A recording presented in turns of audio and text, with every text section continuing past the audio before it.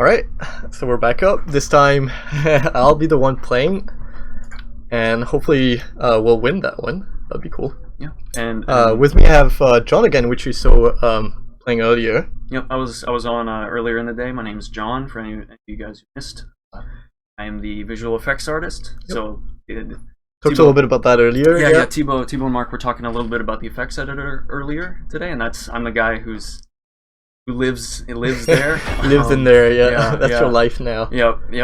Usually I have like one big window of the effects editor open and another Chrome tab of the actual game. It's just spamming Celeste's alt over and over and over again and going, "Does this look good?" I don't know. Okay, let me switch to the game view. Frame. Waiting for players. There we go. Choose your hero. I'm not quite sure what I'm going to play in this one. I'll probably just wait on my teammates to pick. I tend to play fairly long range squads and compositions in general. I'd say my mains are usually Eris or Rhyme. I can play tank. I just tend to be a little reckless at times, and I guess I will have to play tank then. I mean, you don't have to. Like, you can play a lot of what people do is playing, which I might actually do, is play Rhyme just slightly tankier. Like to call it just like off tank Rhyme. It works pretty well. Usually, it's good to have either that or tanky Hydros or Grath, or potentially Alder in your team, especially when you have white squads in your team. Okay, looks like Bob is gonna play Thank You Rhyme, so I'll probably do something else. Let me just warn them that I'm on stream right now. Just check the chat. Oh man. Let's see. I kind of want to play some Eris. I don't think we've seen that on stream yet. Yeah. Have we gotten everyone else? Oh no, I played Vex this morning. Yeah. What did Mark just play? Mark played Vex, I believe. Yes. Vex? Yeah, because there were Lancers there. Right. Yeah, I kind of want to play Eris. I'm a little afraid it's going to be squishy. I can probably do a slightly heavier comp than usual. Let's see. I don't usually play Exofiend Pyrosaur on Eris, but I might actually just try that. Let's see. I'm gonna do that. I am gonna pick Apocalypse just because those are my go-to units usually. Do want some patch bots, maybe. Yeah, I'm gonna go patch bot. I might not have gone patch bot if the Vela player had picked them. Usually you can do with 1 or 2 patch bot in the team. I like having 2. It's just pretty good for just sustain in general. So I'm gonna go basically Cinder Beetles pretty early in the game. Gonna try and get the Dervishes pretty early too. I'm gonna go basically pretty fast tier 2. Gonna keep that comp for most of the early game, probably until right before 3rd Titan. I might try to get my Apocalypse for 3rd Titan. Alright, let's go with that. So, really, let's talk about Eris VFX? Yeah, so Eris Eris VFX. So, programmer art. So yeah, we're gonna have this discussion now. So, I started at Artillery at the beginning of this year, and we have gone through a lot of different design changes, and the development has been very, let's say, hectic with a small team of about like what 20-ish. 20-ish, yeah. And we go through a lot of iterations, like. Yeah. It will stabilize a little more now that we're in open alpha, but we went through a lot of gameplay iterations in the past year. Yeah. And of course, when that happens, you can't afford to spend our only VFX artists on stuff that constantly moves. So what happens when a unit gets redesigned quite a bit is that game design or engineers just end up doing some very quick temp VFX with our amazing artful skills. Yeah. So like as an example, I'm going to be talking about Eris, but so Eris is sort of, I would say, she and her 4 units are about 50% done on the VFX side. her Sand Stingers, that actually, the dash VFX has been in the game since before I was here. That was my work, actually. Yeah, that's Thibaut made that. back in the day. Yeah, so like that has never been replaced. Because at one point we thought we were gonna get a new model for the Sand Stingers. Right, then, and we like, ended up didn't. keeping them because they they're actually cool. fit Eris pretty cool. Yeah, Yeah, those little tripod robots are awesome, and like. So that ended up not being replaced, but like I still never got around to circling back on that and making stuff for it. But like their auto attacks, the like little laser beam that comes out. Yep. There's like a little bit of a delay for like the projectile to travel through the air and to hit the target, and there's like this little tiny spiral triangular flare that appears, kind of swinging back into the shape language that Bob and Justin were talking about earlier on the stream. Yep.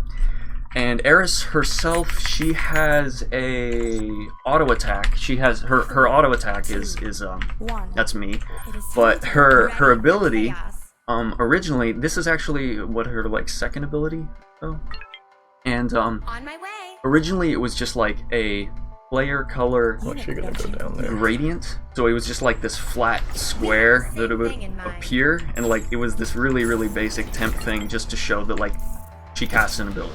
And that was all that it was designed to do, was to show that, yeah, Eris cast her negative armor thing. But I was consistently told, like, oh, don't work on that. Well, why not? Well, because we're probably going to, like, remove it in a week or so. And they did, and now it's currently, this other ability is in there. And I'm pretty sure that that's stable. Like Thibaut said earlier, like, we're going to stabilize a lot more, and we're not probably going to, without some forewarning, we're not going to completely swap out abilities and rework entire designs of released heroes and released units in such a drastic fashion.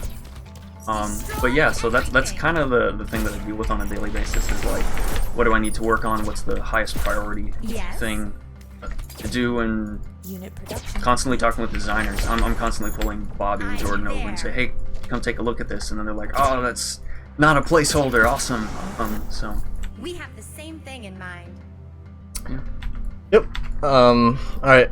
Let's see what we're gonna do there. I'm gonna see how bottom region is doing, if we're gonna get contested or not. I might try to just early pull these guys We in. have the same thing As in mind. Eris early game, I have quite a bit of Harris potential as a 1v1. Like, Eris is pretty good at duels in general. It's not the case if it's a 1v2. Like, if it's a 1v2, I really have to play safe, because Sand Stingers are paper thin, really. But if I'm not contested, then I'll be able to actually farm quite a bit there. Aggro these guys. What you want to do basically when you're not contested or in a 1v2 position is to just make sure you pull the enemy critters away from their spawn so that they can't deny you. We have the same thing in mind.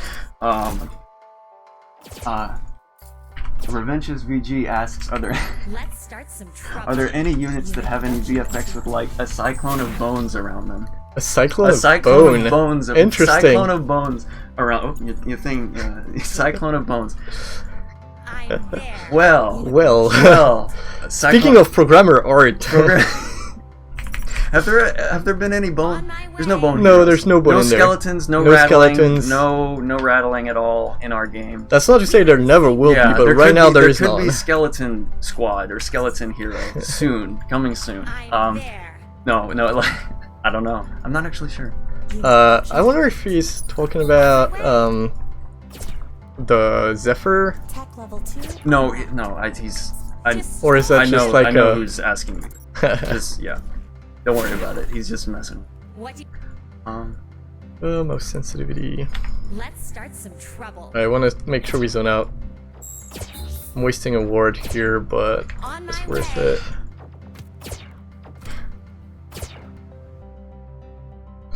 Let's see, so I went for pretty early tier 2. Now my goal is to basically just get enough shards and apply here to get some Devilkins going pretty early. That will let me have a lot more mobility for the first Titan fight if I can get them in time. I think it's gonna be a little hard. Yeah, we're at 353. It would have been nice to have my Devilkins by 4. I got denied a little bit early down there, so it wasn't as early as I wanted it to, but we're in pretty good shape.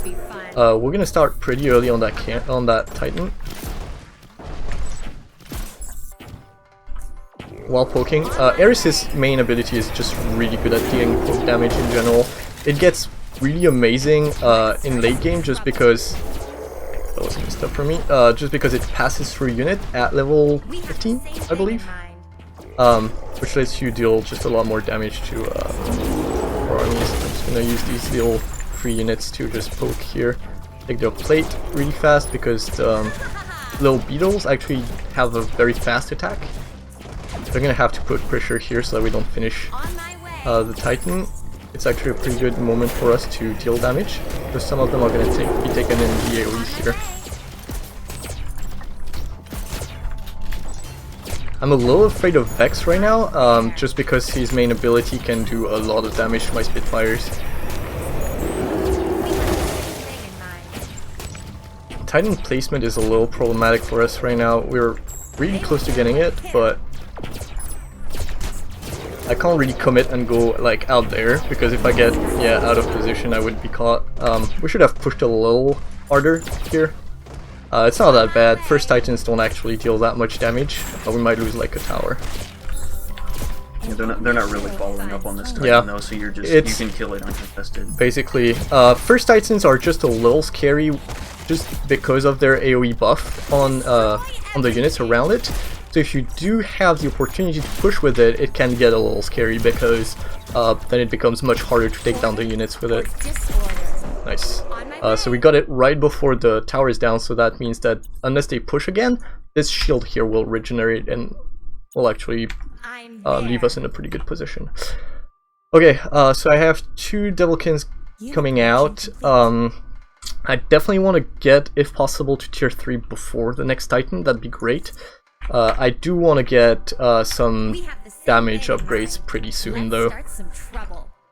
Medium camps are going to spawn fairly soon. On my way. I'm hoping my teammates are just going to go and contest this while I get this one. I'm a little squishy right now. I do have mobility, but I can't really commit to a Titan fight, to a creep fight here. I'm just gonna ward here, and yeah, I'm gonna ward there too, just to be sure. I really can't get caught out of position as Eris, just because if you do, your wisps, your sense stingers are just gonna get melted. There is some enemies up there. I'm gonna see if I can just poke, or at least do the critters there. It is Vex, which is a little problematic. Okay, medium camps are up. I'm gonna hope Vex doesn't come in there. I'm gonna use my hero to tank, actually. So the Devilkin Dervishes, on top of giving you a pretty significant speed boost, they also give you attack speed, which on my Sensingers let me just have more volleys, which is pretty good. Have to make sure I don't get sandwiched here. My ward placement is pretty okay. I'm just hoping they don't de-ward before I'm done here. Looks like we're good. Okay, that's pretty good actually, because they haven't, or they just started on this camp. Let's see if we can pick them up here. Definitely want to go not face first in that bush. Okay, that's pretty good. I don't know if I can snipe it. I'm just gonna see if I can get some picks off. Saw the little bit of the radius of the stun here through the fog. Bad. Yeah. I lost my hero there. It's a little bit of income for them. It's not that bad. I just want to make sure I don't get my Sensingers caught out of position. This army is actually really scary for me right now. The monkeys, sorry, call them the monkeys all the time. The Hauling Commandos actually do splash damage and pretty high burst splash damage, so it can be really hard for me to play against that, since I have so many Sense Stingers right now. I really need to get my tech level 3, so I basically saved up here and will be able to get at least an Apocalypse once my tier 3 comes out. We still have a little bit of time before the Titans come up, so we're probably just gonna go ahead and just get more shards. Let's get this camp here. I'm gonna make sure I'm not remaxing right now, just because tech level 3 doesn't take that much time to research, so I want to make sure I'm keeping some amount of space for my coming Apocalypse. I could go Pyrosaurs and not Apocalypse. It would be a fair choice, I think. I'm a little more familiar with the Apocalypse, and it gives me a little more save space, because with the Pyrosaurs I would have to go a little more close range, and I'm just not good enough to micro both my Devilkins and my army with Pyrosaurs on top of it. So I'm just gonna go the safe route there and just build Apocalypse. Yeah, let's get that started. I can get 2, which is really good. Hopefully I'll be able to get them right before the Titans come out, and I'm gonna start researching damage upgrades right after that. Regarding upgrades, there's 2 schools there. You either wanna, or well, you can do both if you're really doing well in that game, but you can either maximize your damage on your Apocalypse by doing magic damage research, or you can maximize damage on your auto attacks, which is also pretty good on Eris. It matters more about like whether the enemy team can easily shut you down or not. Because Apocalypse, even if you're like bullied pretty hard, your Apocalypse will still let you like land pretty good shots. I'm not quite sure yet. I'm definitely gonna wait a little bit on the upgrades. I think right now, unless Rhyme is going for it, yeah, he is. I don't have my ult just yet, so I don't want to commit too hard. I think we can just poke a little bit. They are out DPSing us pretty hard right now. We have destroyed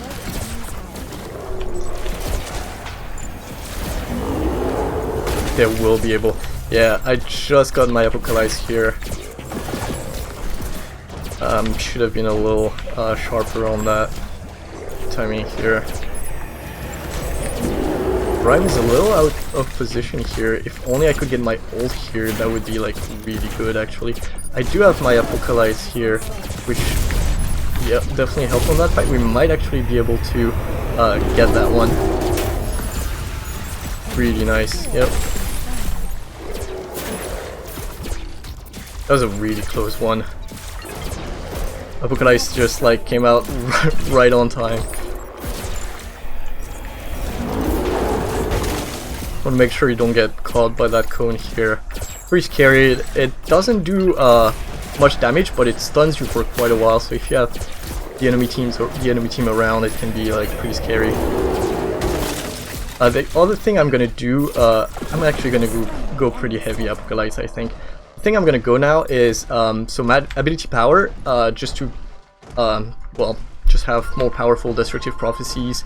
But what's important here for me, and I often do that, is self-fulfilling prophecy, which basically when you land destructive prophecy and you kill units, or just don't do damage to units, it will reduce your cooldown on the ability by 2 seconds for each unit you land it on. So when you have like very dense enemy armies and you do land those destructive prophecies, it lowers the cooldown by quite a lot. So guys in the chat are asking me what is my favorite effect to work on, and actually since Thibaut's talking about it so much, I think I still have to say Destructive Prophecy. That was the first, the big giant laser lens flare mess that is Destructive Prophecy was like the first big high impact ability in the game that I got to work on, and there was a lot of, I spent a good bit of time just trying to figure out the art style and what would work and what wouldn't work as far as readability. So I still think that like that one is still one of my favorites. It's hard to pin down. I really like working on Celesta and Vela units, just in general because of their color palette. They have a lot of cool stuff to. They have really good color language to like blend between. Like Celesta's teal and purple, and that's a really good hot color and a really good cool color. So like you can get a lot of variance and effects and stuff with white units. Stuff like Vex is fun and challenging because it's like, well, it's fire. People know what fire looks like, and if you don't make it look like fire, people will go like, well, that effect sucks. Like that looks weird. So like I don't know. It's hard to pick an exact favorite, but if I was forced to pick exactly one, probably Destructive Prophecy. The VFX on Destructive Prophecy is like or at least 50% of why I just like Apocalypse so much. It just feels really good to land on people. Yeah, it's like no one was playing Conduits at all before I did effects for them, and then Yep. I like put this giant yellow-purple laser in the game that goes across half the screen, and then suddenly I see all of the game design team like building Conduits every game, and Mark yelling, "Oh, Conduits are broken, they're overpowered," and then we like nerf them or fix them Yeah. or whatever. So like VFX can make feels- like abilities feels really feel good, man. more powerful, and somebody like, oh, this is OP, and it's actually just like same numbers, but the VFX were updated. I'm not sure what we're gonna do here. It would be nice if we could contest bot. Sadly, Rhyme doesn't have much. He has some tanks incoming. I want to see if I can let some good Destructive Prophecies. Not quite connecting there. I don't want to spend too much time contesting either, because after that we get late Titans, and we don't get as much shard. I don't want to engage too early either. I think they're top. Let's engage and do it now. I probably shouldn't be the one tanking here, but Yes. I'm gonna see if I can get my hero to tank Let's start some a little trouble. bit.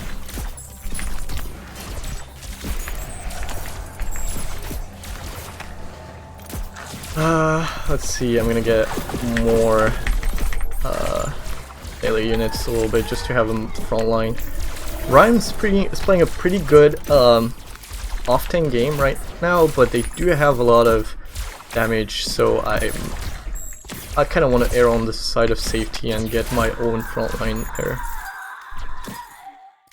Cinder Beetles are not actually that tanky by themselves. It's their ability that really makes them shine there. It's basically 3 little spawnlings, 3 of them I think, every 40 seconds, and those can soak up quite a bit of damage. I'm gonna assume that someone took top camp. I'm actually gonna just devote one little guy. Go check it out. And I'm gonna engage on these guys as we can.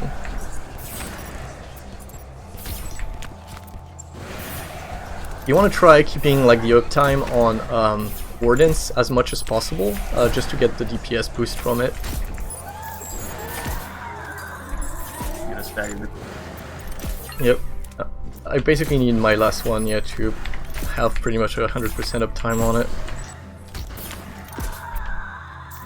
There we go, that's a lot of shard. That will let us do quite a lot there. I think I'm actually gonna just get Pyro's ores.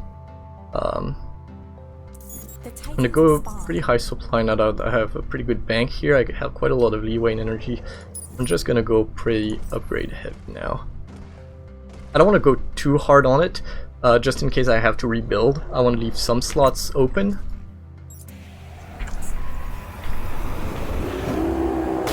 I should have actually started upgrades a little earlier. I also want to keep...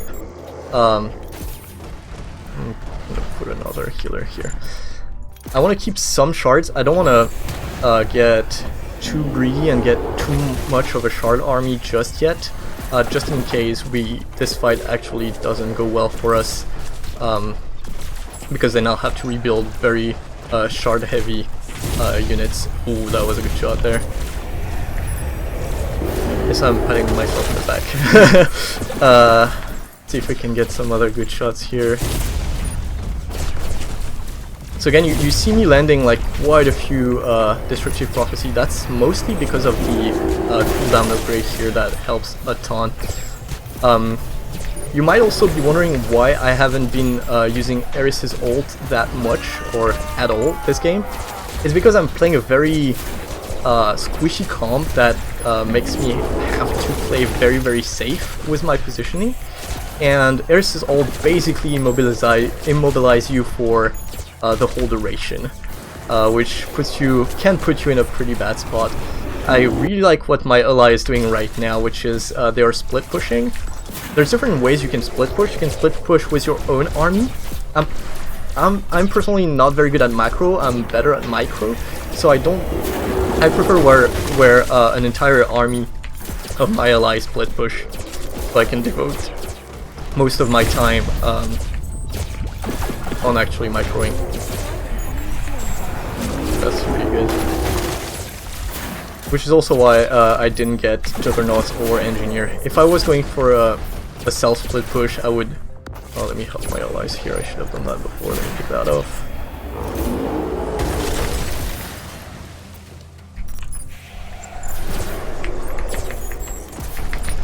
These guys have plate, and I switched to a pretty high tier composition right now. You won't see any sense fingers.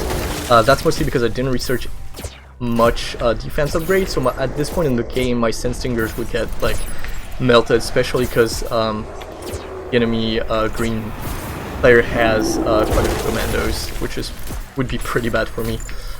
We have to be careful there, not to get blanked. I put a ward here and another ward there when I'm not stunned, just in case. Okay, we're pretty good. If we can push here, we'll be able to get quite a lot out of these guys. I'm gonna just max out here, get this guy.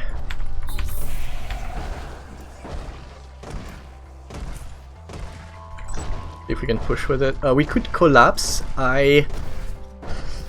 We could do that. I don't really have a ganking army right now. It's more like straight up burst damage. I don't want to get caught out of position. I think my ally will be able to mostly deal with it, yeah. If we go and contest it, this could actually potentially end the game. Especially since, like, taking those buildings, you saw a lot of shards here, taking those buildings and letting the enemy team take those buildings will actually give you a lot of resources. If I can get those shots, you'll see that my cooldown almost went back to 0, which is, I just love it on these units. It's very high risk, high reward. Not as much in this game because they're not really going for me. In other games where they have like Aquadillos and other units that can pick up Apocalypse pretty well, it's much harder. But if you can land those destructive prophecies, it's really strong. Like I said, I still have my ult. I haven't used it just because my playstyle is much more poking than just raw like pure AoE damage.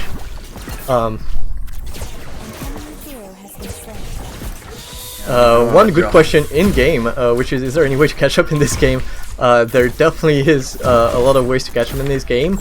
The easiest or most common one is two things. Catching your enemy out of position is one. There's still a lot of abilities in the game that lets you wipe entire armies very, very fast. So that's one. The other one is if you feel like you're energy and shard starved, it's to go for your safe camps. You'll see on the map there are a bunch of hard and medium camps that actually gives a lot of resources, which can let you build back the Boston office. Apocalypse there. I definitely need to rebuild, which is why I kept some resources out here. We're a little low on units. We might just wait for the next Titan or regroup and close it.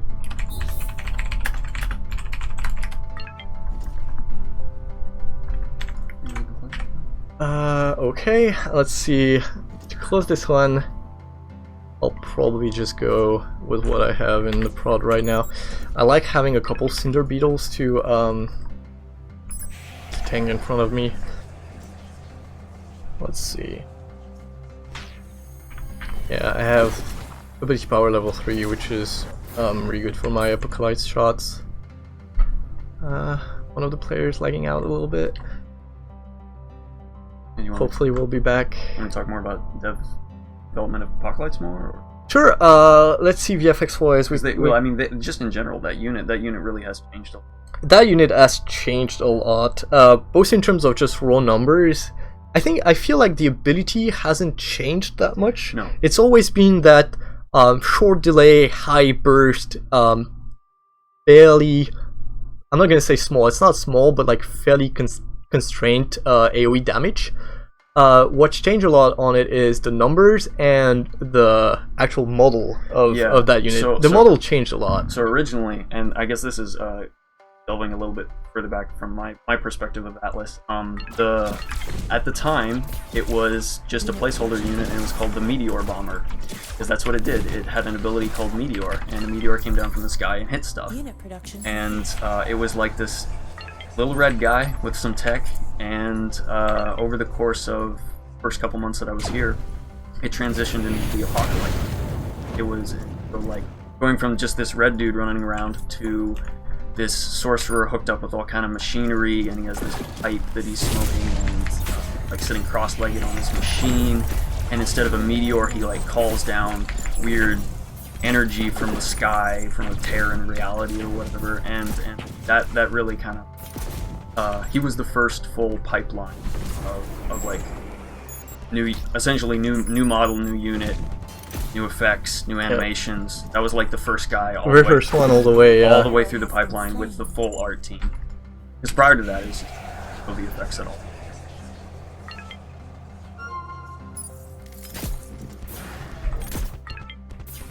Yeah, here I'm basically using pulled that guy out a little late.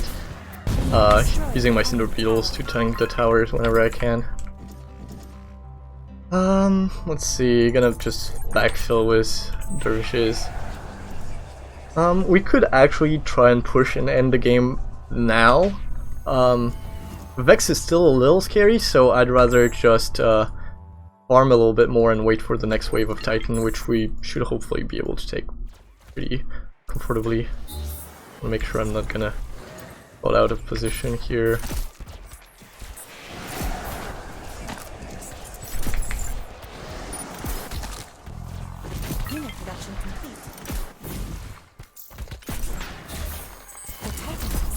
Right, so Titans are up. Let's do that. Unit production.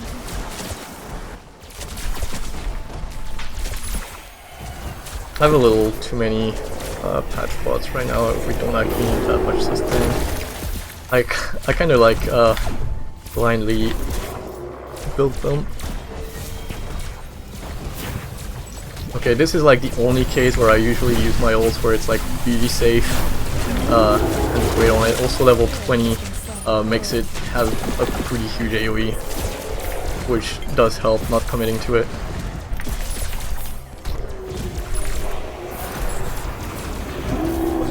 Also pretty interesting to see how the development of like there will be placeholders, and then the placeholders will be replaced by slightly better looking stuff before, like, just because I have too much on my plate or whatever. Eris' ult is a good example of that. Originally it started out, this form of the ult was just like blue dots flying out, and our playtesters were saying, I have no idea where it starts or what happened. And then one of our designers got a hold of her like dark arrow textures that she uses whenever she just like right-clicks somebody, and duplicated that over and over again, because it's sort of like her shooting out an entire volley. I think that's the actual name. Volley? I think so, yeah. Something like that. Great chaos volley. Chaos because volley. it's a chaotic volley. Chaos volley.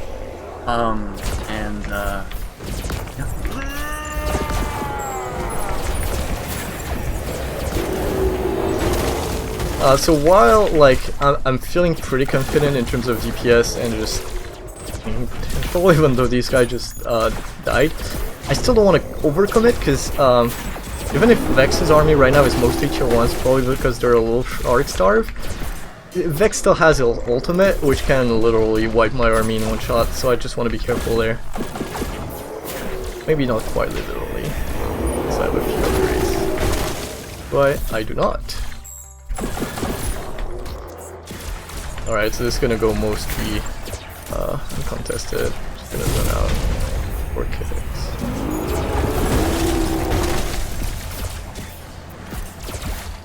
Alright, so now let's just push with it.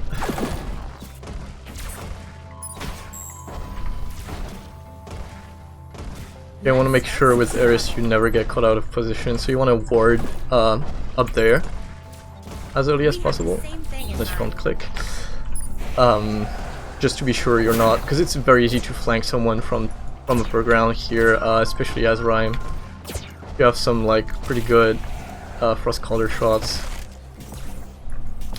Right now I'm not particularly trying to hit units, I'm just trying to make them fear me and not commit. Right now I'm a little afraid of the frost colors. Yeah, they can do quite a lot of damage, but that Titan should pretty easy to close this. Yep. Oh yeah. We are victorious. I feel like we haven't talked much about development. Oh yeah. I tend to oh, no, comment a little bit on the game, I didn't but want to interject because I feel like people are more interested in the game itself. People might be interested in a little more. We can spend maybe like now a little bit of time just talking about stuff. Let me pull this up like this. Sure. Yeah, so VFX, I'm hoping we can maybe show a little bit of the VFX editor tomorrow. I might do that or something like that. Sure.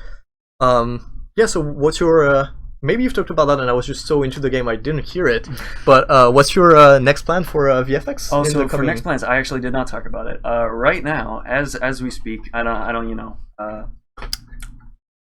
So one of the placeholders that has been sort of on my list of we need to make that much better, please let me work on this, and then like, oh no, we need the Titan to have like a smash, and like none of the buildings explode. Can you do all of that? I'm like, yeah, let's sit in Maya and make fluid sims for a couple days and try and make really good explosions. It does look pretty good. Yeah, well, I hope you guys enjoy blowing stuff up.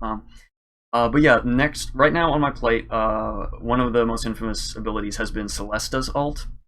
Celesta's ult, placeholder art. Placeholder. This guy. Mine. So, yeah, right now it's big lasers scaling down to nothing, and then kind of purple things come down and then they disappear instantly. Yep. And that's been in the game since I started. Yeah, pretty much. Yeah. So yeah, hopefully I will. So that being worked on. Yeah, that is being worked on as we speak. It's over on my machine right over there.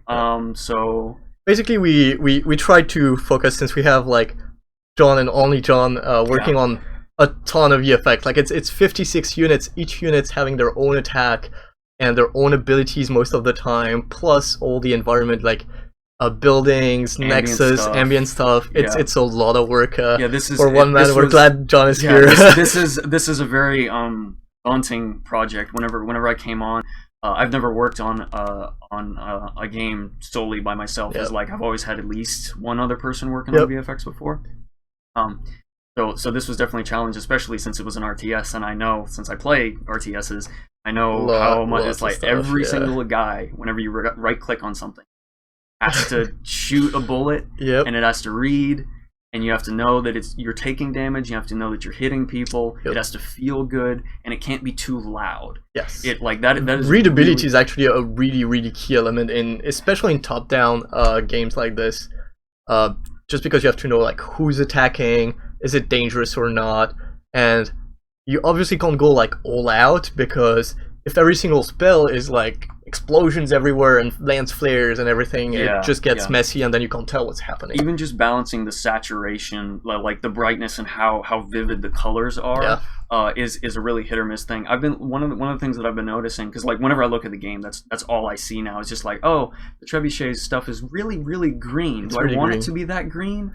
At the time, it looked cool, but then like we toned down all the units at one point to with readability and stuff. So it's a constant process. We're always doing more passes. The way we were approaching, I think, and again, I'm talking as an engineer about art, but the way we're approaching it, and correct me if I'm wrong, is kind of like the rest of the game, which is we just iterate a lot on things. We put a version, see how it feels, then iterate on it, put a slightly better version, iterate on it. I feel like that's kind of how we've been going at it, and I feel like for VFX, the way we're also going at it is just like, what's the most important, most rewarding VFX we need in the game, and then prioritize based on that, which is mostly why, for example, Celesta's ult hasn't had much love and is just getting some love. Yeah, because it is very readable. It is readable. It doesn't impede gameplay as much. It's mostly a visual quality bar thing. Yeah. It's so like because the main problem with Celesta's ult is that it is mostly just it displays gameplay correctly. Stuff that does not display gameplay correctly is prioritized above that, and especially as stuff that was new is added to the game, that gets prioritized. Prime example being the Titan. Whenever the Titans like wind up and do that smash, there was just nothing. For a while, there was no VFX. There was barely the spell zone, and that was about it. So when the spell zone popped, the only thing you could see from the smash was just, well, now there's no spell zone. Originally, the Titans just roared. Yeah, like there was literally no just smash roared. animation at all. Because we just, didn't have the animation either. There was a huge line that appeared really in front funny. of them, Yep. and then they sort of just like, and the thing's done, and then they moved on. And like, if you were inside of that, you got stunned, and no one knew what was going on. So mainly, yeah, we've definitely been prioritizing gameplay VFX. Basically, VFX that lets you know what's happening on the game board. Yep. I feel like we've been doing that, pretty well so far. Yeah, let's see if there's any question. Any question? Nothing specifically on art. Oh yeah, Itano Circus. I think the visibility and ability to determine each unique unit and skill at a glance is great. Oh, thanks, man. Job's done. Yeah, done. All right. Finished. Thank you, product. John. Yeah, good. Thank you. No, yeah, we've definitely been trying pretty hard to like stay very readable. Somebody asked in chat earlier, I remember, why, or just if we plan to go a little louder and like a little more like oomph in everything.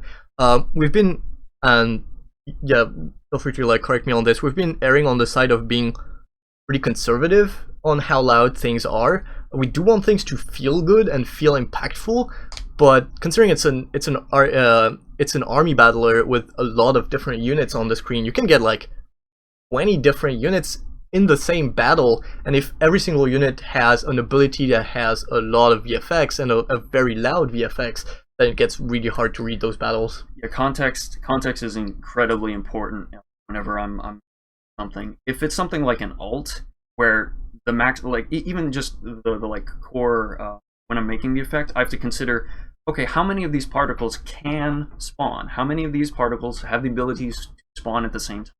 And that's a performance issue. Yeah. So like if it's an ultimate, the maximum amount of particles that can appear on the screen, if I only want one to come out, there can only be two. Yep. So I set maximum to two.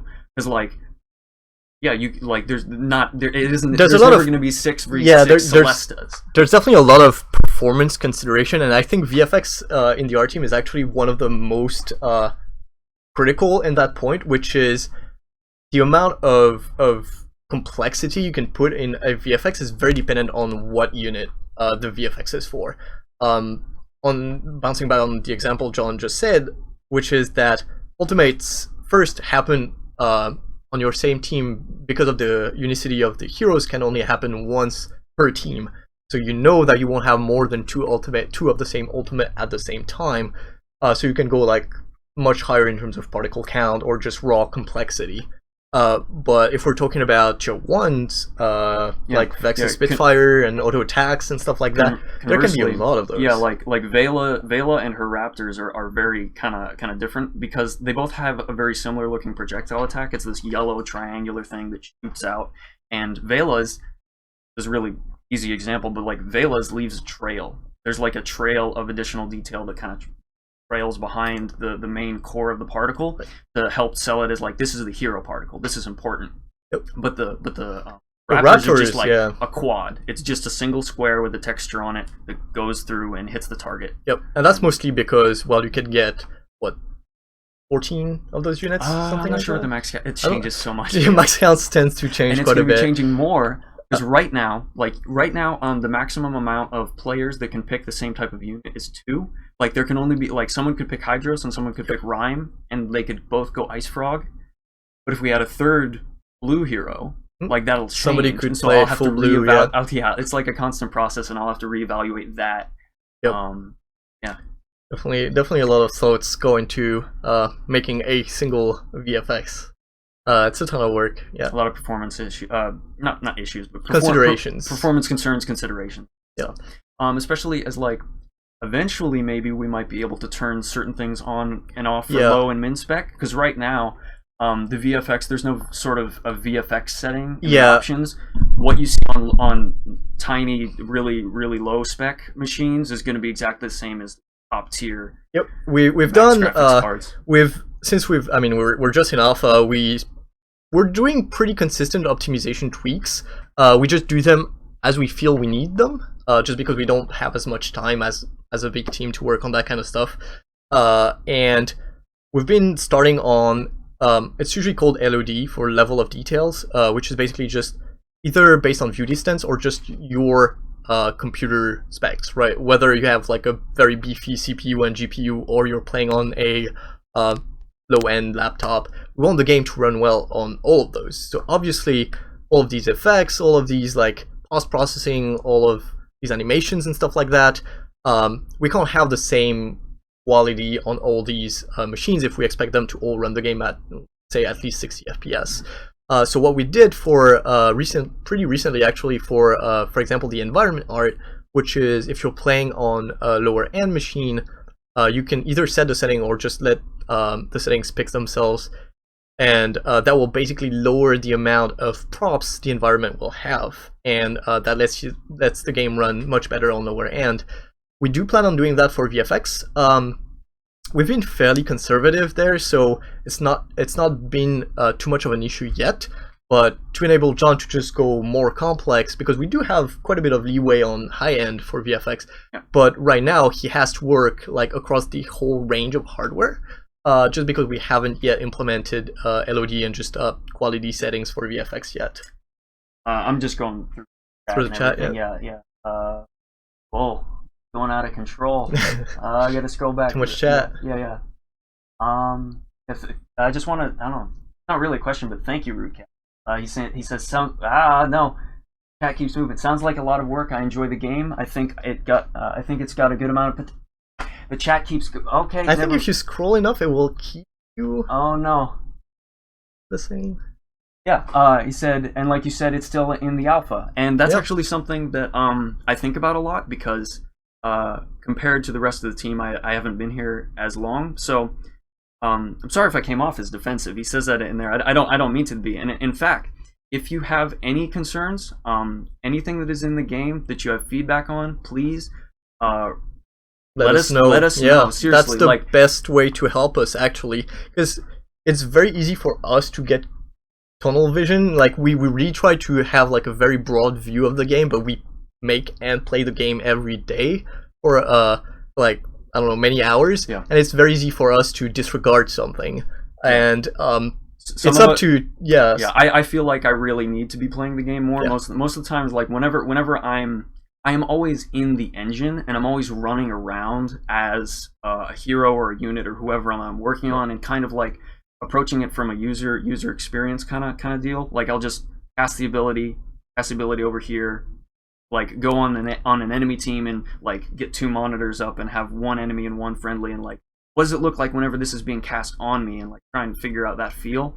But then I'll go into the game and like, oh, I didn't consider this aspect, or like I'll see it on like total low min spec on someone else's monitor across the room, and like, oh no, it's broken. Oh no, it's broken. Whatever, I gotta fix it. But yeah, like I said earlier, if there's anything specific that you want to call out or have opinions on, or if you'd like to see in the game, like suggestions are actually suggestions. Yeah, please. There is an art section in our forums. Yeah, forums are definitely the place for that. We do read chat, but chat is just not a permanent medium. Yeah, chat's whereas forum, it's there and it's gonna stay, and it's like everyone at the office just reads the forum daily, if not more than that. So that's very well the good avenue for you to leave us some good feedback. And most of us are scouring the internet for stuff. So like if you leave it on, we're there on Reddit, or they're on Twitter, we're there everywhere, or wherever. Yeah. Like we're all over the place now. So seriously, like someone will call that out. Like if someone say, like even like playtests that I'll miss or something on a weekend.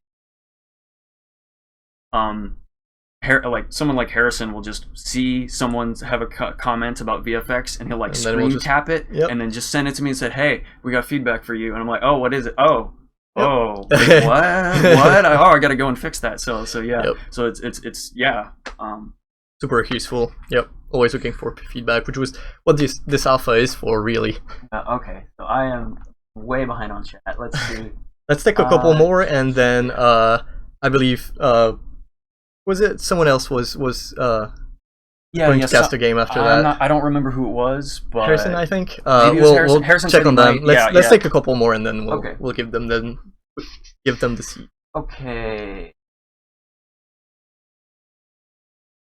Okay, so there's two questions I got. Wait, I'm not sure if I'm the best person to answer the first one actually. If we can't, we can always. Okay. Say we can't. So are VFX mostly determined by the design, rest of the art team, or have any of them determined how units behave or how their attacks That's a look? good question. So for the most part, I have iterated on currently existing VFX and abilities. As far as the way that abilities are set up is like the designers will make something inside of an editor or even just like a text editor or like UI thing, and they'll make it work. They'll functionally work, and there will even be a place for me to just like where the VFX is slotted in, like here temp VFX do not ship kind of thing, or whatever, and it's like terrible naming conventions or whatever, and I'm like, oh, okay, well, I gotta put that in there. And so like generally I don't have to do too much work on the VFX front, or on the structure front, and then I will just go in and create whatever effects files that I need to suit the needs of the ability. Yep. So yeah, if I can say, it's basically like John joined us like earlier this year, where we already had a pretty big set of unit, which was being arted at the same time, but most of them just had, like we said, placeholder VFX, so it's been a little bit of a catch-up game, I feel like.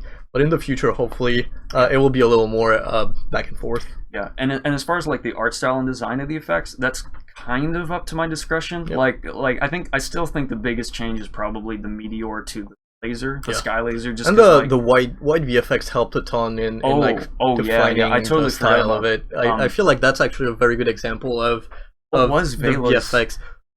I don't Vela's even know. What was Vela doing before? Vela's fair warning was like she threw a blue. It was Vision Grenade. So the original name of Vela's basic ability was called Vision Grenade. And it was like a blue lens flare that didn't animate, and it just scaled. It like just scrolled upwards, and then like it appeared somewhere else on the map and went down, and then everyone had an eyeball appeared on the ground, and then everyone started glowing. I was like, grenade.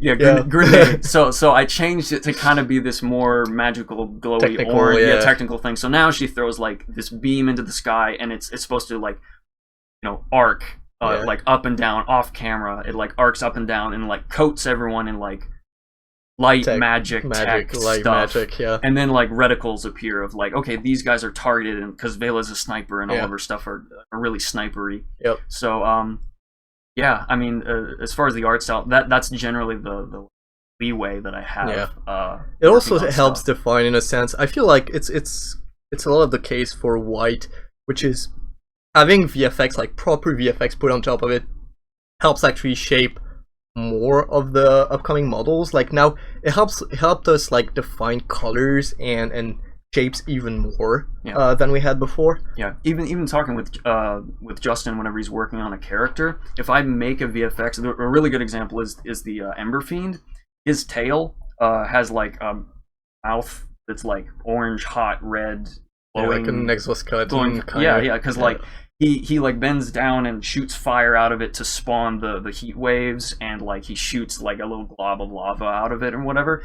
And originally we had team color on there, and it was bright blue, and it spawned a red lava glob, and it didn't really make sense. So he was just like, paint in like a yellow orange thing, stick the team color elsewhere on the model. So there's a lot of like there's a little back and forth there for sure. Yeah, there's a lot of people like at different stages in development. I'll like, hey, Thibaut, I need to talk about optimization. Is this good? And you'll be like, no, you can't put all these particles here. And Can't I'm do like, that. Okay. Justin, what are you doing with this? Bob, what's going on with the map and the environment? So yeah, there's on a given day, I'm talking to a couple different people or very dedicated with. It's actually, like, in my opinion, one of the best thing working as in a small team like this, which it's very easy to just go up to someone and say, hey, what do you think about that? What do you think we should do? Can you make some tweaks on that thing? And it's just very easy to just iterate with multiple people at the same time. It helps a lot for sure.